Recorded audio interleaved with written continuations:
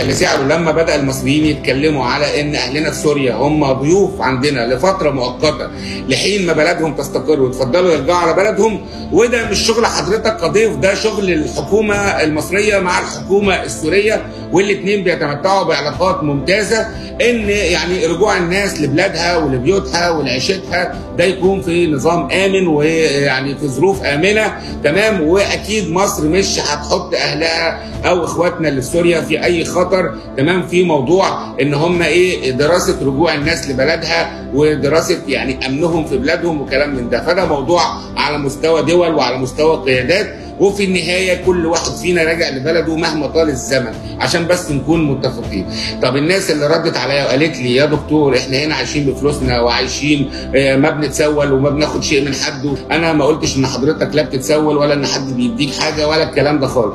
احنا بنقول ان الاعداد دي بالملايين اصبحت ضاغطه على حياه المصريين. الكلام ده مش كلام مرسل، الكلام ده كلام تقرير طالع من مايجريشن بوليسي ديبيتس، دي منظمه خاصه بالهجره عملت تقرير سنه 2015 قالت لك ان مصر بتستضيف 9 مليون لاجئ على اراضيها، وتكلفه والرقم ده على فكره 9 مليون لاجئ ده يعني 9% من سكان مصر و8% من لاجئين العالم كله، يعني لاجئين العالم كله 103 مليون، مصر بتستضيف منهم على ارضها لوحدها 8%.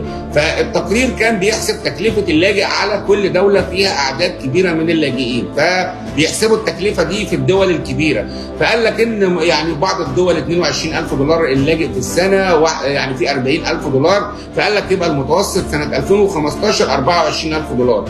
لما جم يعملوا أبديتس للتقرير ده في 2023 قال لك يعني حساب التضخم وزيادة الأسعار أصبحت تكلفة اللاجئ سنويا على أي دولة بتستضيفه هي 30,000 دولار. قال لك مش كل الدول بتقدم نفس الخدمات بنفس الجوده، وفي دول مثلا ناميه زي مصر في مش هنقارنها بالدول او الخدمات المقدمه في دول زي المانيا والسويد. فقال لك بس هنعمل مؤشر اسمه مؤشر بيج ماك اللي هو سعر سندوتش البيج ماك او الماكدونالدز في كل دوله من دول العالم. فقال لك ان سعر السندوتش في العالم 5 دولار و19 سنت، وسعره في مصر 2 دولار و43 سنت. يبقى مصر تكلفتها نص تكلفه نص التكلفه العالميه. يعني لو بنتكلم بره في 30,000 دولار لتكلفه اللاجئ على الدوله في السنه، فمصر قال لك 12,300 دولار.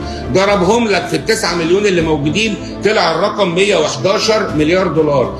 لما جه يحسب ال 111 مليار دولار لقاهم بيشكلوا 26% من الناتج المحلي المصري اللي هو 450 مليار دولار. فقال لك طيب ما هو انت بتقول ان ال 9 مليون دول بيساووا 10% من اعداد السكان اللي موجوده في مصر، ازاي هتصرف على 10% 26% من الناتج المحلي؟ فقاموا منزلين الرقم من 111 مليار دولار ل 45 مليار دولار، وقال لك ده اللي بتصرفه مصر سنويا على 9 مليون لاجئ، ده لو عددهم بس 9 مليون لاجئ او ضيف موجودين عندي في البلد. فده ردا على الناس اللي بتقول تمام احنا بنشتغل واصحاب مشاريع وعاملين بيزنس. انا بقول لحضرتك الكلام ده بيتصرف من فلوس المصريين، يعني ال 45 مليار دولار اللي بيتصرفوا على الضيوف الاجانب الموجودين داخل مصر، لو الضيوف دول مش موجودين او رجعوا لبلدهم هيتوفروا للمواطن المصري، هيروحوا لسداد الديون المصريه. الوقت اللي انا بكلم حضرتك فيه ده بكلمك في عز ما العالم كله متخلي عن مصر، ما الدول العربيه والخليجيه كلها ما هي متخليه عن مصر وشايله ايديها من ملف الضيوف واللاجئين ده نهائي نهائي نهائي. ارجو ان اخواتنا الضيوف واهلنا من اي دوله ضيف علينا وعلى راسنا مفيش اي مشاكل، ما من كلامنا مش ضد حد ولا يعني كرها في حد، لازم تتقبلوا الكلام اللي طالع من المصريين، لانه كلام طالع مبني على حقائق، مش مبني على ادعاءات ولا ترند ولا واحد اهبل قال كلمتين ولا واحده هبله قال كلمتين فهيجت الدنيا. لا، المصريين مش بالسذاجه دي ولا بالسطحيه دي، المصريين فعلا بيئنوا من ازمات اقتصاديه، وشرحت لحضراتكم ازاي. وتحيات